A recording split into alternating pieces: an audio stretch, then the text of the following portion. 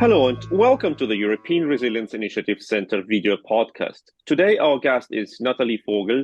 She is a research fellow at the Center for Intermarium Studies of the Institute of World Politics in Washington, D.C. And she specializes in the study of intelligence response to hybrid threats. She is a German-French national. She served the German Bundeswehr, and she studied the Russian operations on destabilizing and hybrid warfare. I believe you did it even before this hybrid warfare was popular in Europe, right? Indeed. Hello, and thank you for having me on your show. I'm a great fan. Yes, I specialized in that field at times where nobody was interested in that topic. And if you were to be asked, what are you doing for a living? And if you were to give some specific answers, then people would stare at you and think you got stuck in the Cold War. And you are obsessing, you are barking the wrong tree, and you are obsessing with a topic that is not relevant. If we go to this topic of Russian hybrid threats and Russian intelligence operations in order to destabilize our political systems, our societies, what biggest operations can you name? How does it work? You know what? We were actually discussing this not long ago in the framework of a conference, and I've been asked this very question. In my view, the most successful operation in Europe was the cooptation of entire political parties and the cultivation of prominent head of governments. I would name Schröder. But this is a long tradition. Russian intelligence has been spotting, cultivating, and even helping politicians to gain power in Europe. It's nothing new. I would probably, yes, name the case of Gerhard Schröder as the most successful operation. Would you elaborate? You think that the Russians, they believe that Schröder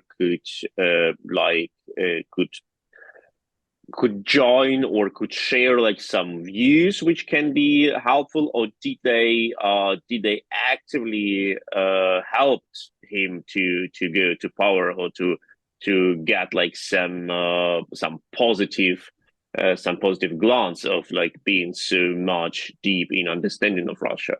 I think they have very early detected in him a profile that could be exploited. This is me just elaborating a thesis here, and I just I would agree and I would concur with the work of the two journalists who have studied the questions recently on the Schröder connections.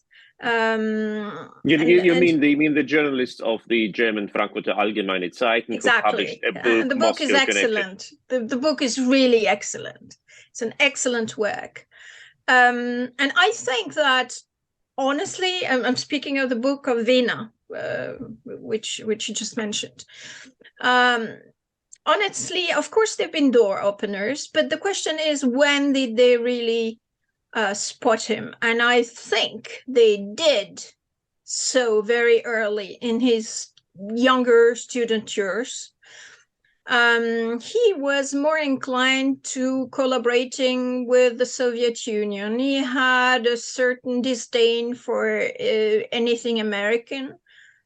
And I think this hasn't gone unnoticed. And there are ways of cultivating such people. And I think, I might be mistaken, but I think there are questions to be answered here.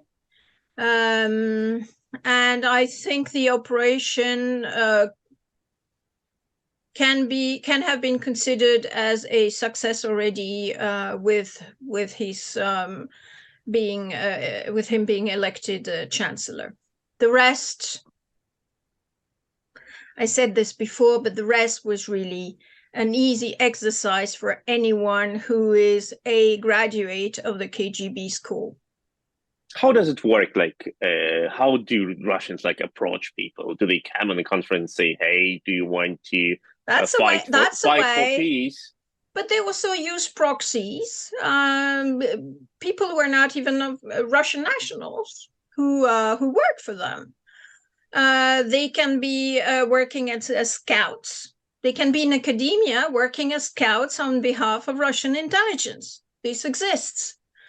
And these people, once Russian intelligence understands there is great potential, they will be put in contact with other multipliers, and in that case, some people who are well networked are able to build entire careers for such candidates.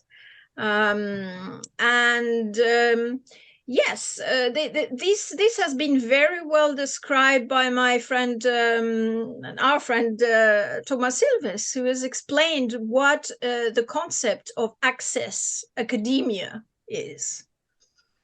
It's an interesting concept. It's building up careers of people in academia only based on the fact that they have access to certain circles. And I'll give you very concrete examples. You have fairly mediocre university professors who, because they were singing the right tune, have seen certain doors opening, and they got invited in some kind of a flying circus to high-ranking conferences in Russia. And for this, Valdai is actually, that's the purpose of Valdai. Valdai is a huge shopping mall for Russian intelligence. And somebody who has a profile, who is a provincial, let's say political scientist, not with access to certain circles, somebody is not really well traveled, or somebody is not a polyglot, or somebody who's got, issues, who's frustrated, or somebody who needs to make a point in his life, is somebody who's very vulnerable for such operations. And this is where psychological warfare comes into play, because you get to detect such vulnerabilities fairly easily. Narcissistic personality disorder, social complexes, etc., etc. So take back to our little professor from a little provincial university, behind the Alps. And all of a sudden he gets invited, and he gets to speak with Russian ministers. So imagine that. He is a researcher of international relations with absolutely no field experience on Russia, never lived there, no biographical ties to Russia. So it's terra incognita, and it's a field which Russian intelligence can till. So the field gets tilled, and he can be submitted to all kinds of ideological programming, or I don't know how to put it in a more diplomatic way, but basically, I don't want to say brainwash, but it's easier to cultivate a person that has no personal experience of life in Russia, and tell him, we are doing great progress and everything is fine, and brush his ego and make him feel special, make him feel as somebody who's actually has access to such decision makers. And now in the narratives that these people are going to employ, there will be something along the line, always something along the line of, you're very special. You understand us much better than the others. You are not so ideologically influenced. You are more balanced. You are more, the others, they are there is an entire narrative of people, for people who are critical of the Kremlin. So they are either cold warriors, or they are hawks, or they are far left, far right, you name it.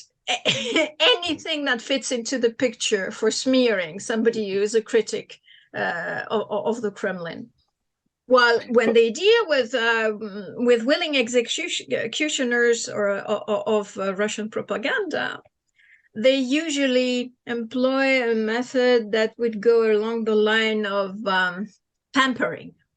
They would say, look, it's so rare to have people who master the subject so well, and you have such an in-depth understanding of the issues. And you're not ideological at all, so we can work. And if you want to have access to, and you name it.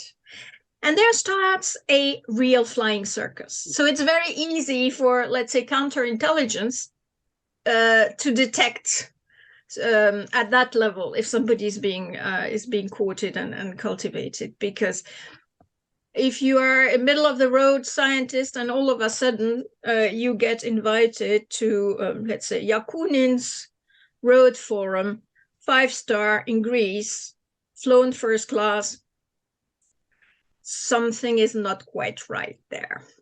So you're saying practically that what people imagine to be the Russian way of conquering people, like honey trap with nice women or nice men, or blackmailing, or money, like finding someone who is in debt and paying his or her debts, or blackmailing with some dirty secrets, that it is not what the Russians do in the first way. No. In the first way, they just approach you and help you in your career. Yes.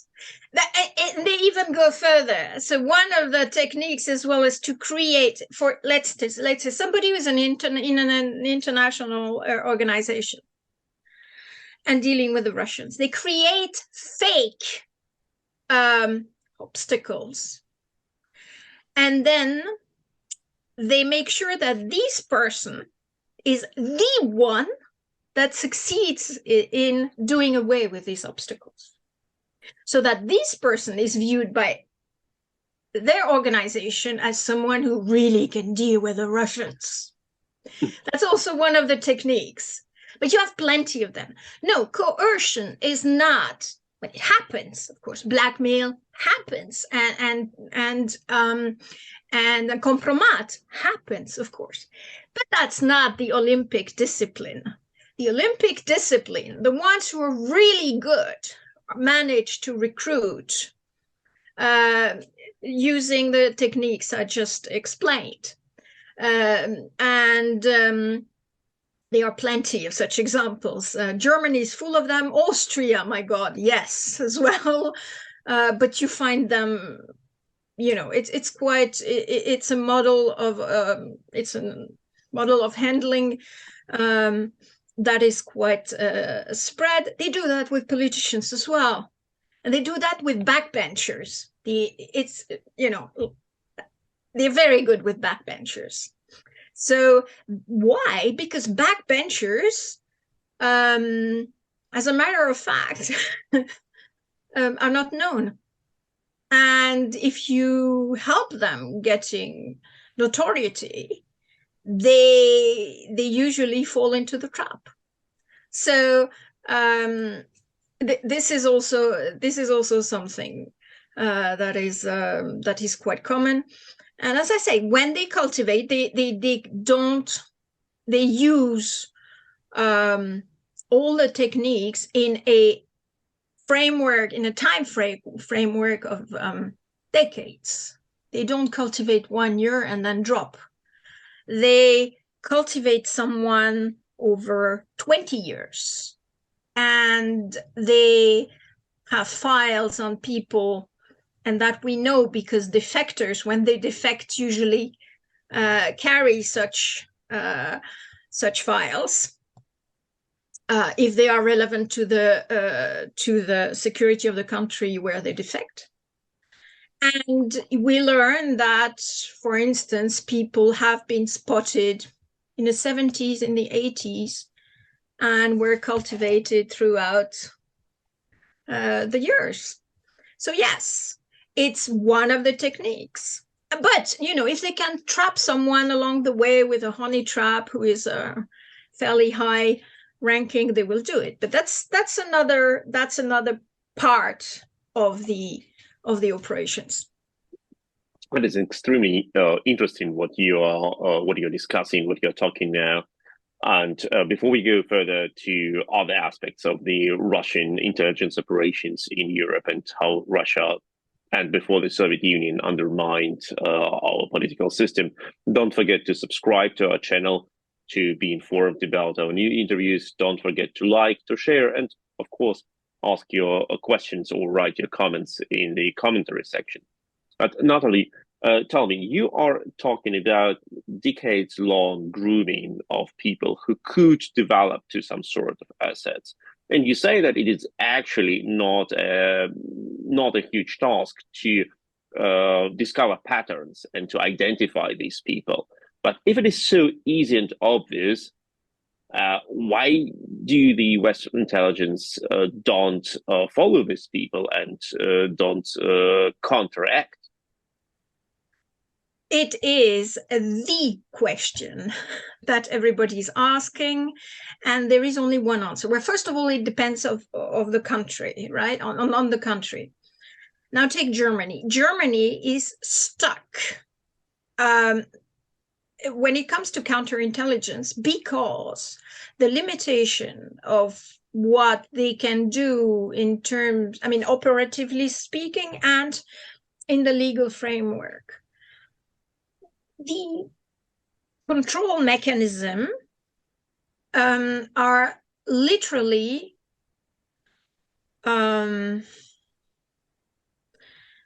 I hate to use the word, but I'm going to use it. They castrate the counterintelligence. It's not that there is no analytical expertise, and it's not that those people don't know their job. They actually do know their job. Remember that West Germany has been fighting the Stasi until 1989. And there is experience there and there is expertise there. But the limitation of what intelligence services, the domestic intelligence service here, I'm not speaking of the foreign intelligence services, although I agree with most of what has been said by both August Hanning and Gerhard Schindler a couple of days ago, when they decried the nonsensical limitations of the capabilities, resources of the agency, basically making it a toothless tiger, a paper tiger. And I agree, yes, I agree. Although I would make a difference between the Verfassungsschutz and the BND. I think the Verfassungsschutz is... These are for our listeners who are not very familiar with the German security intelligence services. BND and Verfassungsschutz are two German intelligence services, and BND is more with the foreign intelligence operations. Please correct me if I'm wrong. And Verfassungsschutz is more counterintelligence, which acts inside of Germany. So it's not really that there is no expertise at the level of the domestic intelligence agency doing the counterintelligence. There is no expertise problem there, but there is a limitation of what they can do. And to give you an example, a member of parliament is not supposed to be cleared. He holds no security clearance. He's supposedly, the moment he's a member of the parliament, he's cleared. Yeah, because the member of parliament has legitimation directly from the people who elect them. Wonderful. Well, now imagine a political party that has been completely infiltrated by Russian intelligence. And MPs actually, on a regular basis, showing up at the Russian embassy with files from oversight committees. Imagine that. Or imagine members of parliaments having direct ties to Russian intelligence, even traveling to Russia back and forth, or meeting them here.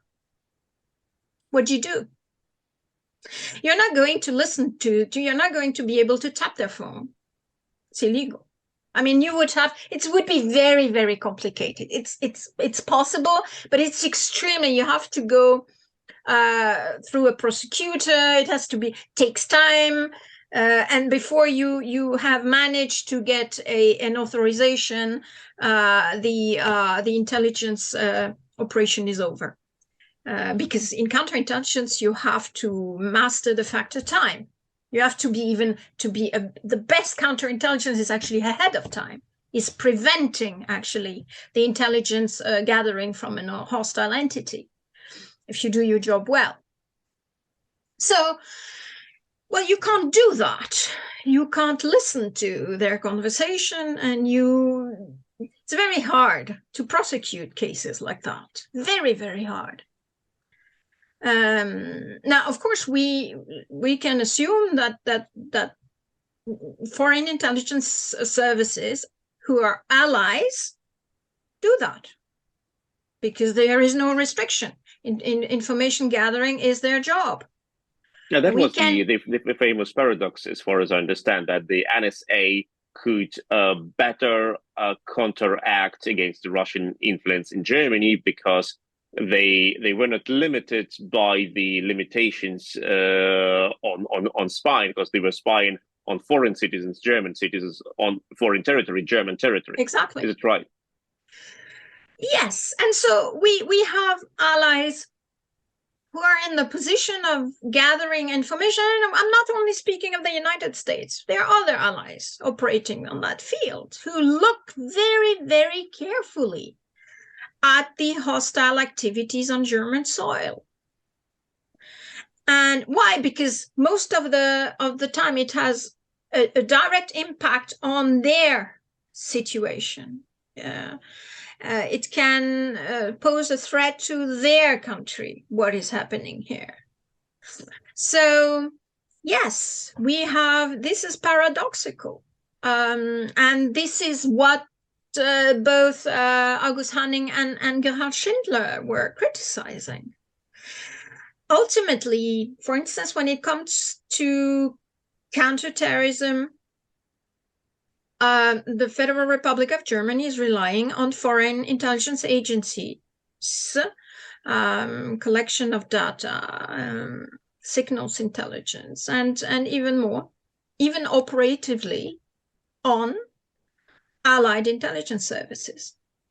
So let me repeat that. This is a foreign intelligence service that is protecting German citizens most of the time.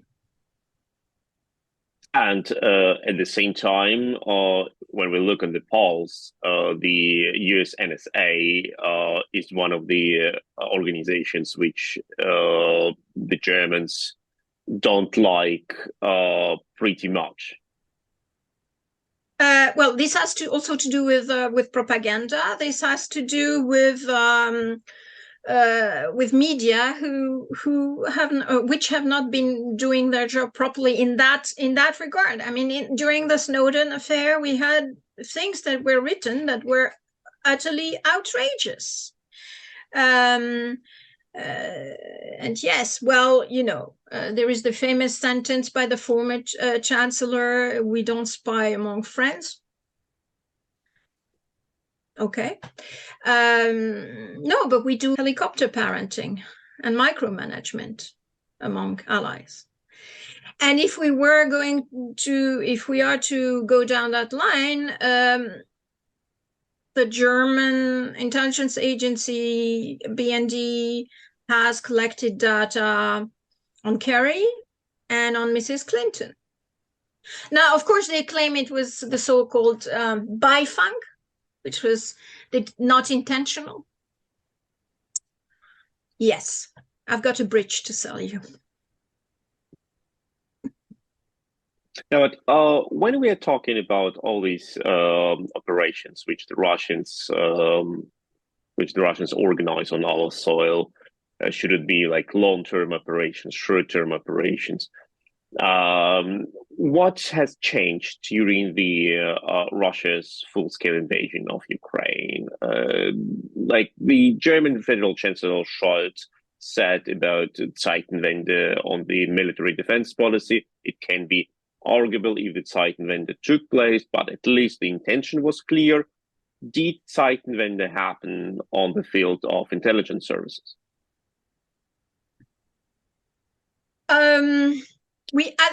People I work with or deal with or read with or speak with, for instance, people who've been working in the past with the German intelligence agencies are skeptical.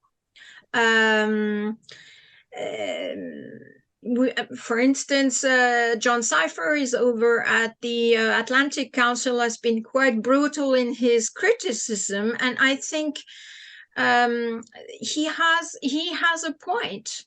They've been very, very patient with German intelligence colleagues from German intelligence agencies, and when he says they are unprofessional and they lack expertise and they are arrogant, he's not exaggerating. And I think we need a lessons learned. And we need people who start questioning where German intelligence failed to develop into a functioning agent. Well, I'm speaking of the BND, failed a transformation process, why it preferred remaining a huge bureaucracy where, excuse my French, the motto is cover your and don't take risks and don't think out of the box, and oh my God, do not upset the politicians. And so it ends up being a huge bureaucracy that does not want to disturb anyone and is completely dysfunctional. I mean, really dysfunctional. So this is a danger for information sharing among allies, because you don't know what you get. You don't know, you don't know the level of infiltration. You don't know. I mean, most of the allies know the level of professionalism or the lack thereof. But I've spoken to many people in the United States, former chief of stations, and they all say the same thing. They say, yeah, bureaucrats who think they are James Bond. And yes, there is a problem of quality there. There is a lack of expertise. I mean, it starts with cultural and linguistic expertise. You can't have people in charge of a China department who can't read a word of Chinese. This is just, I mean, it wouldn't happen in the United States. It would not happen in England either. It happens in Germany. Did German intelligence services predict the Russia's full-scale invasion of Ukraine? Like there were bad rumors that the day when Yanukovych, Ukraine's president, until 2014.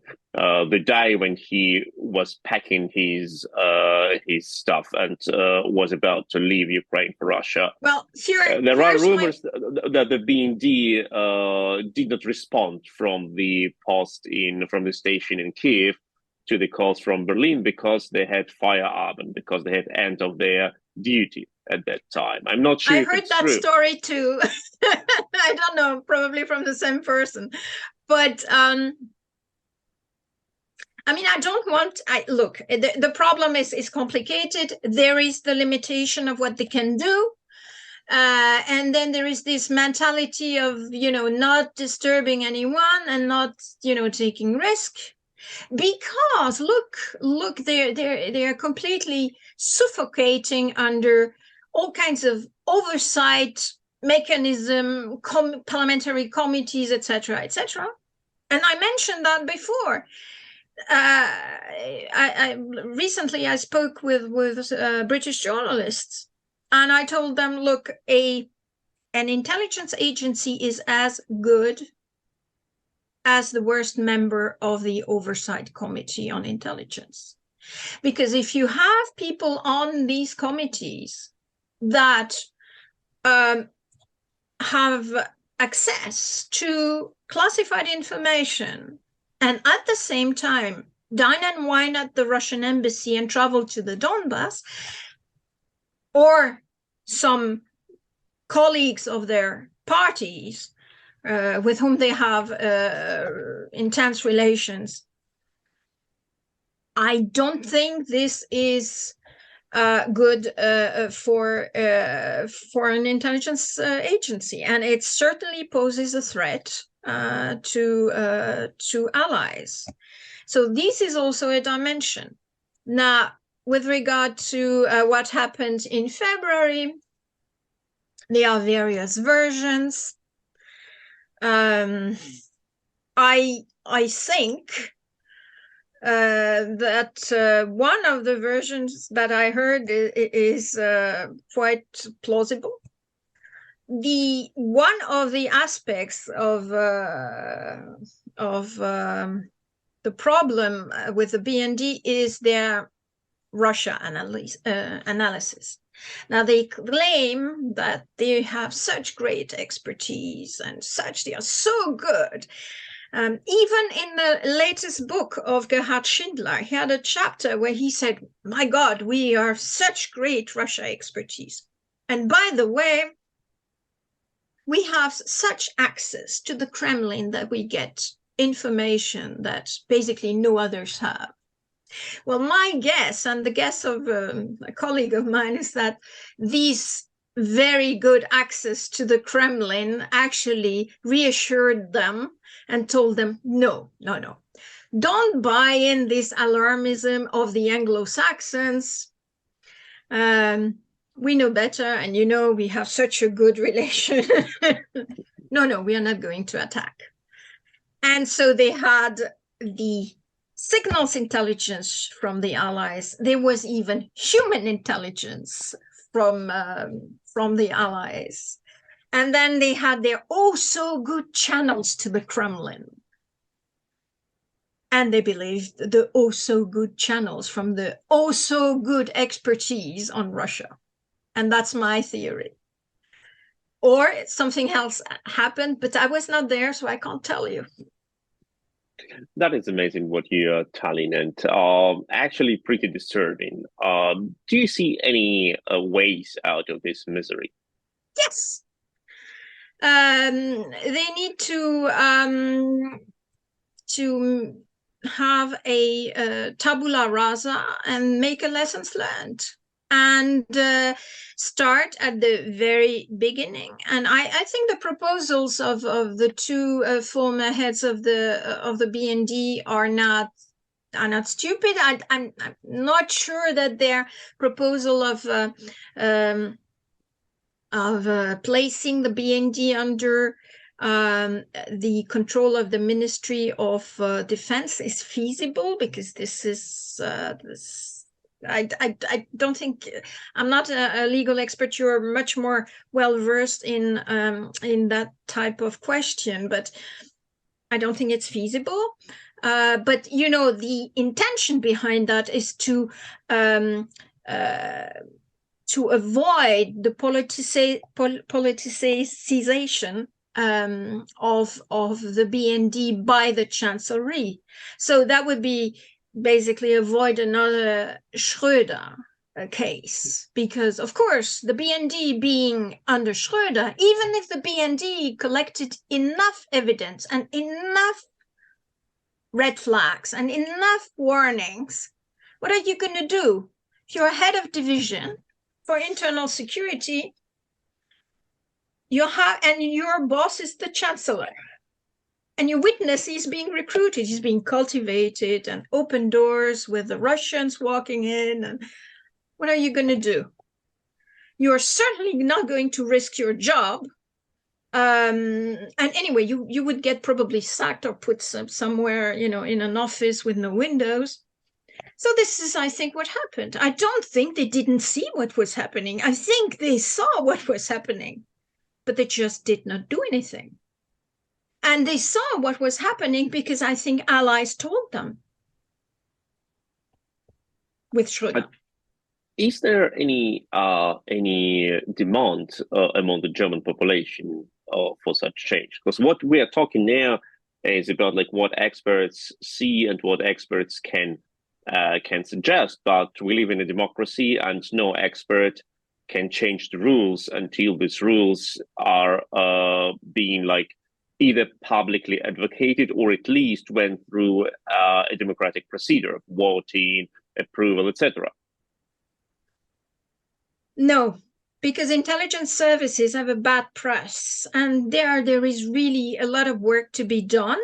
We need honest reporting on intelligence services, non-biased, and we need, so there are two extremes. You have journalists, and I mean, their names are known, who are regularly fed hoorah, reputation laundering info to make their BND look good. And that's not what we want either. But we need expertise of people who have an unbiased approach to intelligence services and understand that intelligence services are necessary, that they protect the interests of the German population, and they are as necessary as the fire department. As long as the population does not understand that and is not told that, because, people want to win elections and certain political parties, and I won't take any political party here. I won't blame one specifically. I think they are all doing a poor job at standing by intelligence services. So it's the job of political parties to also explain to the population why these people are necessary, so that they can, without problem, board their plane and go on holiday without fearing being blown up. And for that, you need, among other things, people listening to conversations. And for that, you need also people understanding the complexity of the fight against terrorism. Also understanding the role of information sharing among allies, and why it is important to protect information from being shared with hostile entities. Someone who is on a committee, be it a foreign affairs committee, be it a defense committee, be it a intelligence committee, who has contacts to non-allied nations and is open with sharing certain information, is a criminal and should be prosecuted. You do not endanger the national security of a country because you don't like your intelligence services, right? And this is what is happening in Germany. So they need to clean around their house. They need to clean around the Bundestag. The political parties need to do their homework. And, you know, we are speaking FDP just as much as the Greens, just as much as the communists and the AfD. But of course, the ones who are targeted, for instance, by Russian intelligence. But, you know, let's speak about Chinese intelligence, Iranian intelligence, the Saudis. There are influence operations by the Azeris. We've seen them on the Bundestag. This is a Luna Park for foreign intelligence, this Bundestag, right? They need to get serious about their internal security. And sometimes you wonder how that is even possible. There are certain members of parliaments with biographies where there should be red flags everywhere. But obviously, this is their understanding of national security. So on the one hand, they want to take their train and board their planes without fearing being the victims of a terrorist attack. But they don't want to know how that happened. They don't want to know who made sure that no terrorist attack happened. You know, it's a bit like they say in German, they like the sausage, but they don't want to know how it's made. Same thing with intelligence work. Now, that is a terrible paradox when people want to live in a safe world but don't want to pay for the safety. It can be a payment for the army and like the famous 2% benchmark for the NATO countries, or support for the national intelligence services, and also countering hostile activities in their own country. I'm sure we could speak hours about this topic, and I'm sure we will return to this topic once again. But for now, the time is over, and thank you, Nathalie Vogel, Research Fellow at the Center for Intermarium Studies of the Institute of World Politics in Washington, D.C., and a specialist in countering Russian hybrid warfare. Thank you, Nathalie, for having joined us today. Thank you very much for having me, and I will tune in the future, as I really, really enjoy your channel. Thank you so much. Don't forget to like, to share, to subscribe, and post your comments in the commentary section. I'm pretty sure there will be a tough discussion.